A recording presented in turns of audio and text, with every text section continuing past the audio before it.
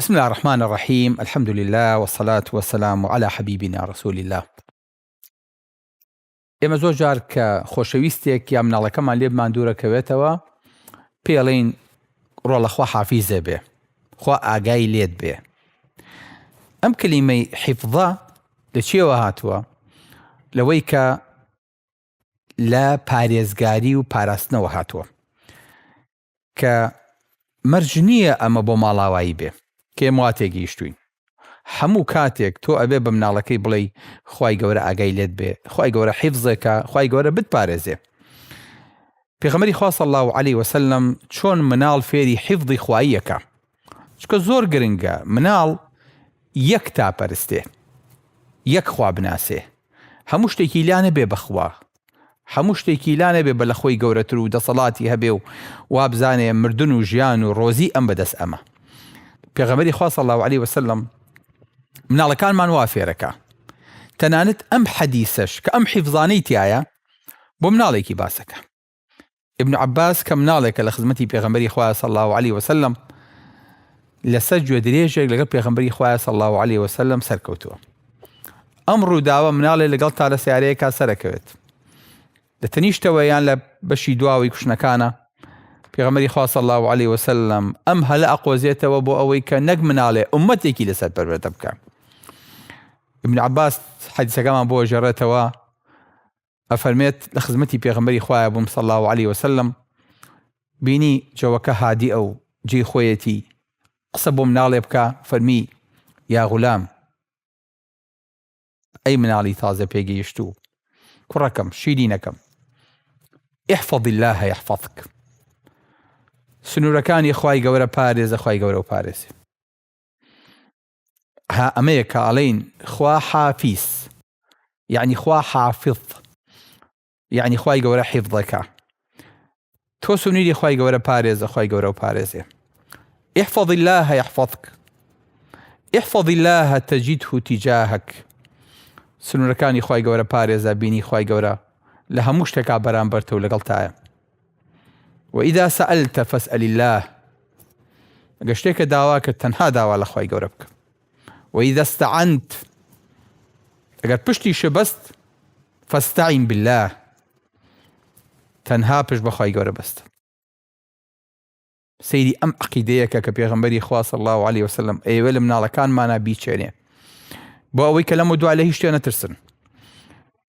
ئەنجایەت ئەمەشی بۆ ڕوو نەکاتەوە، فەرمێت واعلم أن الأمة لو اجتمعت على أن يضروك بشيء لم يضروك إلا بشيء قد كتبه الله عليك، رفعت الأقلام وجفت الصحف. فما كركم زانا أجر همو أمتكو بيتو بتنيا للسنجريا كابن برامبر بتو ليك تايابن بيانا ويسوديك بيبجين شتيك تبني شتي بيبنسيبي تو زانە بەنسی بد نابێ ئیلا ئەوە نەبێ کە خوای گەورە بۆی نووسیویت. بیشیانەوێ زەرێکە پێ بگەێن، هەموو ئومەت کۆ بێتەوە، زەرێ پێ ناگەێنن ئیلا بە شتێ نەبێ کە خوای گەورە لەسەری نووسیویت. قل لن يصيبنا إلا ما كتب الله لنا، یعنی هیچ شتێکمان توش نابێ ئیلا ئەوەی خوای گەورە نەک لەسەری نووسیوین، بۆی نووسیوین. یعنی چەند خۆشە مناڵ لەمە تێبگا هەموو ئەو نووسینانە و ئەوەی قەزا و قەدەری خوای گەورەیە بۆ خۆمان و بۆ مناڵەکانمان، واتە ڕۆ ئیجابەکەیەتی، یعنی خوای گەورە بۆی نووسیوین. من یەک و مناڵەکەم ئەگەر تێگەیشتم کەس ناتوانێت زەرەرم پێ بگەێنێ، کەس ناتوانێت دەرەجەیەکم بۆ زیاد و کەم بکە، کە ناتوانێت ڕزق و ڕۆزیم بە، کەس ناتوانێت دەرکێ لە پێما دەرکا بە بێخوا، کەس ناتوانێت شتێکم باتێ بە بێخوا. ئەو کاتە مناڵ دڵی پەیوەستە بێ بە مامۆستاکەیەوە نا، بە دایک و باوکەوە نا، بە دەسەڵاتدارێکەوە نا، بە خاوەن ئیشێکەوە نا، تا گەورە بێ دڵی بەس پەیوەستە بەخوای گەورەوە، لەبەرەوە هیچ شتێ زەرری پێ ناگەێنێ. ئەم حیفظەی خوای گەورە بۆ مناڵمان، بۆ خۆمان و بتوانین تیاشیا بچێنین، بەڕاستی مەکارێکی زۆر گەورەیە. بۆ ئەگەر ئەم حەدیسە بۆ مناڵ باز نەکرایە، ئەمانو ئەم حەدیسە لە ئاستی مناڵانیە. بەڵام چۆن دیت مناڵ فێری ئەوە کە ئەڵێ خوای گەورە خالقە، یعنی پێشەوەی کە بردۆزی پەرەسەندن بخوێنێت و بیزانێ ئەڵێ الحەمدولله رب العالمین، فێرێکی کە خوای گەورە دروستکراوی نەک ئێمەی هەموو گیانێکانە، دوایی خوای گەورە بەڕەحمە، مناڵیش کەسی بەڕەحمی خۆشەوێ ئەڵی خوای گەورە ئێمەی خۆشەوێ، خوای گەورە قیلەمان نییە، خوای گەورە بەڕەحمە لە دنیاە و لە قیامەتیشا بۆ ئێمە، خوای گەورە لە دایکێک بۆ ئێمە بەڕەحمترە. کوڕم من چەند تۆم خۆشەوێ، کچەکەم تۆ چەند شیرینی لە دڵما، من ئەتوانم عەزیێتت بەم ئازارە بەم داخەکەم، لی دڵنیا بە خوای گەورە چەند قات لە دنیا و لە قیامەتە بۆ ئێمە بەڕەحمترە. مناڵ زۆر خۆش ئەمە تێبگا، ئەی باوکە ئەگە تۆ نەمێنی چێ کاسبیمان بۆکە؟ مناڵ تێگەێنی بڵێ خوای گەورە ڕزاق. ئەگەر چاودێری کامێرەکان نەبێت چێ چاودێریمانەکە؟ تێگەێنی خوای گەورە ڕەقیبە، خوای گەورە خەبیرە، خوای گەورە سەمیعە، خوای گەورە بەسیرە، چاودێرە بەسەر بەندەکانیەوە. لەبەرەوە نەک لە ژوورێکە ئەگەر بەجێ هێژ لێی مەترسە، ئەگەر ئازادت کرد بۆ هەڵ وڵاتی ڕووی لە هەر شوێنێکە گیرسایەوە لێی مەترسە، چکە مناڵە مەعیەتی خوای گەوری لەگەڵایە. اللهم أنت الصاحب في السفر، خوای گەورە تۆ هاوڕێی لە سەفەرە، بەڵام والخەلیفەة في الأهل، لەناو کەس و کار و ماڵ و مناڵیشە چاودێری ئەوانی شەکەیت. مناڵە بێ ئەم معنایانە لە مێشکیا بچەسبێ، بۆی کە بتوانێت دابمەزرێ، بۆی کە بتوانێت دروست بێت. ئێمە زۆر جار لەم عەقیدە زەعیفەی خۆمانە ئەلێر نەیەتێکەوین. خوای گەورە بە شتێکی بەسیتە زانین کە لەوانەیە کەسێ بتوانێت ڕێگری لە ویستی خوای گەورە بکات. پێغەمبەری خوا صلی الله علیه وسلم فێرمانەکات گەر هەموو ئومەت بە تایەک ناتوانێت زەرەر پێ بگێ. چۆن؟ فەرمێ ڕوفیعەت الأقلام، ئیتر کە قەڵەم نووسی مناڵ لەمە تێگا، وەرەقەکەشی تەسلیم کرد، خاسن بە مەرەکەب نووسرابێ، مەجالی گۆڕانکاری هەیە، مەجالی گۆڕانکاری نییە. فەرمێ مەرەکەبەکانیش وشک بوونەوە، مەجالی سەڕینەوەی نەما تازە جارێکی تر. چەند خۆشە مانایانە لە مێشکی مناڵە ئاوا دروستکەین کە مناڵ یەک عەقیدەی هەبێ، یەک خوای هەبێ، هەموو شتێکی لا نەبێ بخوا. جا نمونەی ئافرەتێکی بۆ بێنینەوە کە بەو زەعیفی خۆی لە ماڵی فیرعەون ئیشەکات. کاری ئەم ئافرەتە چییە؟ کاری ئەم ئافرەتە تەنها قژداهێنەری کچەکەی فیرعەونە، هیچی تر. نەجلی بۆ ڕێگە خانە، میکیاجی بۆ ئەکا، واتە بێت چەند خزمە کار و کارەکەری تری ئاوەی هەبوو بێت. پێوترێ ماشیطەة بینتی فیرعەون، لە کاتێکا قش بۆ کچەکەی فیرعەون دایانێ، بەس ئیشەکەشی ئەوەیە پرچی بۆ هێنێتەوە، شانەکەی لەدەست بەرە بێتەوە، ئەڵێ بسم الله، بەناوی خوا. کچەکەش ئەڵێ بۆ خوایەکی ترت هەیە جگە لە باوکم؟ ئەڵێ ڕەبی وەڕەب ئەبیکە الله، خوای من و خوای باوکت یەک خوایە، ئەڵڵایە بەس. ئەویش ئەڵێ سەئوخبیرو ئەبی، ئەخر بە باوکم ئەڵێم. ئافرەتێک کە هەموو ژیان و بژێوی خۆی و مناڵەکانی لەسەر ئەو موچەیە کە فیرعەونی دایەوە لە ماڵی ئەوە جێی بۆتەوە، ئیساگەنە خەڵکیەوە قسەی پێکە، چکە دەستی بە ماڵی فیرعەون و ئەو زلی هێزانە گەیشتووە. ئەویش ئەڵێ نعم، پێی بڵێ، لەبا توی تیا پاڕێتەوە و بە قوربانی بێ و بە ساقەی بێ. فیرعەون بانگێکە ئەڵێ ئەلەکە ئیلاهون غەیری، خوایەکی ترە هەیە جگە لە من؟ ئافرەتێکە نە زەعیف، ئێمە بین لەبەر موچەکەمان، لەبەر پلەکەمان، لەبەر شوێنەکەمان، لەبەر مناڵەکانمان سەد تەنازولەکەین، مەبەستم نەبوو بەخوا و تۆش باشیت و تۆ شتێ بەدەستە و نەخێر. ئەڵێ ڕەبی وەڕەبوکە الله، خوای من و خوای تۆش بەس ئەڵڵایە.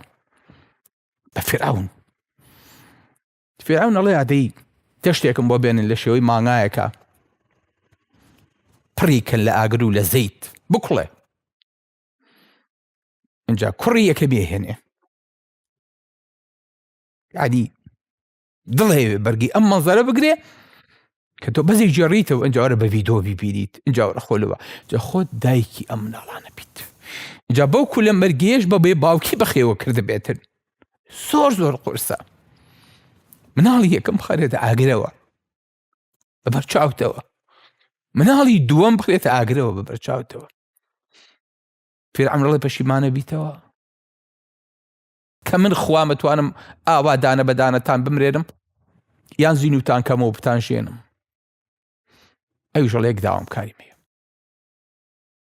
تەمەن داواکارێکیەوەیە کە فیرعون لێ ببووریە و داوای لێبوردنەکە و نەیزانی و غەڵەت بوو هیچ نەبێ ئەوەی کە ڕۆیشتووە دوو مناڵێکی بۆ ماوەتەوە خۆشی پارێزراوە بێ ڕڵێ یەک داواکاریم هەیە. ئێسک و پرووسکی خۆم و کوڕەکانم خەیتە ناو یەک شوێنە و لێ قەبرا بمانێشی لێ کف نابین. سبحان الله سیرم عەقیدەیەکە ئافرەتێکی مستەضعەف لەوانەیە چەند جارێک موسا دەرسی پێوت بێ یان جووی لە قسەکانی بوو بێ کە ئیتر ئاخر مناڵی کە دەمی بە شیرەکەوەیە لەبەر دەستی هەڵەگرن یانەی بیخەنە ئاگرەکەوە دایکەکە تۆزێ پاشکشاکە تۆزێکتر ئەمە هیچ شوێنێکی تا نامێنێ مناڵی جگەر سۆزە و مناڵی شیرخۆر و مناڵی ساوا ستاوانێکی هەیە لەسەر هەڵوێستێکی من ئاوا بڕوە بەڵام مناڵاڵێ يا أمة اقتحمي فإن عذاب الدنيا أهون من عذاب الآخرة فاقتحمت. فما دايكا خو خلنا وعقركو الله چووکە ئاگری دنیا بەسەرەچێ بەڵام ئاگری خوا و قیامەت بەسەر ناچێ. دایکە خۆی مناڵەکەی باوشی خۆی و خۆی قسە ناو ئاگرەکەەوە. یەکێ لەو چوار مناڵەی کە لە دنیاە قسەیان کردووە ئەم مناڵەی قژداهێنەری کچەکەی فیرعون بوو.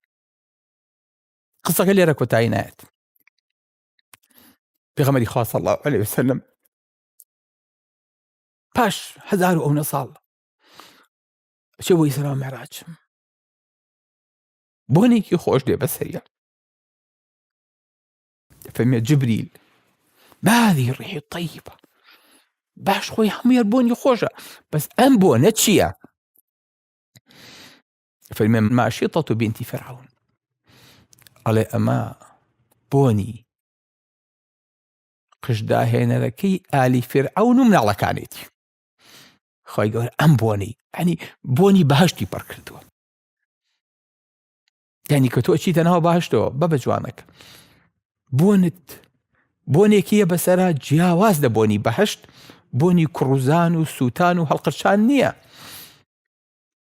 بۆنی کەسێکە کە لە پێناوی خوای گەورەیە یەک خوای ناسیوە ئەترابی بە هیچ خوایەکی تریژ نەکردووە. خۆی مناڵەکانیشی لەسەردانا بەڵام بەخوا فیرعونیش تەواو بوو. ئەم بە ئاگر سووتە ئەو لە ئاوا خنکە هەردووکیان ڕۆیشتن ئێستا هەردووکیان لای خوای گەورن. ئێستا مەسیری فیرعون چییە کوڕەکەم کە خۆی بەخوا ئازانی ئاگرە و لە قەبرەکەیە هەموو بەیانی ئەوارەیەک سزا ئەدرێ. قژداهێنەرەکە کە ماوەیەکی کەم سەبری گرت لە پێناوی خوای گەورەیە و یەک تاپەرست بوو تەنەزولی نەکرد لە عەقیدەی خۆی. خوای گەورە چی کرد؟ خوای گەورە خۆی و مناڵەکانیشی پاراست. بەڵام بۆچی؟ بۆ قیامەت ئەگەر ناخۆ هەردووکیان تەواو ببوون جا بە سووتان بڕۆشتنایە یان بە مردنی خوای بڕۆشتنایە چیرۆکە کار تێپەڕی. ئیشە باشیان کرد کە ئەو هەڵوێستەیان هەڵبژارد و تایە سەقام ژیر بوون. بەڵێ خوای گەورە چۆن پاراستنی؟ خوای گەورە بۆ پاراستنی کە نەکفنەکەیان لە بەهەشتا دار و پەردۆکەیان کۆکاتەوە. خوای گەورە ئێسک و پرووسکەکەی زین و کردنەوە هەمویانی لە باشتا کۆ کردەوە و کردنی بە ڕەمزێکی یەکتا پەرستی بۆ هەموو ئەوانەی کە تا ڕۆژی قیامەت سەدانی بەهەشتی شەکەن. بۆیە بەڕێزەکانم گرنگە مناڵەکانمان مێشکیان زاخاو بدرێ بە قول یا ئەیها الکافرون هیچ خوایەکی تر نییە. ئەی کافرەکان من ئەوە ناپەرستم کە ئێوەی پەرستن مەهماکان ئێوە خواتان بە خۆتان داتاشی بێ لە فیرعونەوە هەتاوەکو خوارەوە. لا أعبد ما تعبدون ولا أنتم عابدون ما أعبد ولا أنا عابد ما عبدتم لأخيرا لكم دينكم ولي دين. جاء وبراكتك بال لبالتا أخوي شوانا يعني لجوريا كان دايك وباوك تيان عشيرتك تيان بنا مالك تيان قوميتك من غير برايق ناناسم كبرايتي ديني كومكاتو القليا خوشكيكي تر ناناسم كخواي قورا مني كردوا بخوشك لقال أو عدستا خوشك اینجا خوای گەورەشی پێ بناسێنی بە قل هو الله أحد. خوای گەورە واحید نییە، ئەحەدە، الله الصەمەد، ئەو خوایە کە بە هەموو کاروبارەکانی بەندەکان هەڵەسێ و ئەیکا. اینجا لەم یەلیت وەلەم یوولد، نە لە دایک بۆ نە لە دایکە بێ، وەلەم یەکن لەهو کوفوەن ئەحەد. هیچ شتێکی تریش هاوشێوەی ئەو خوایە نابێ.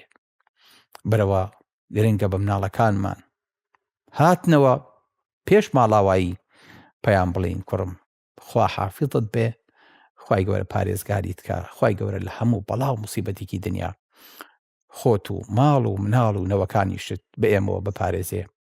سەلام عەلەیکم وەڕەحمەتوڵڵاهی وەبەرەکاتوه.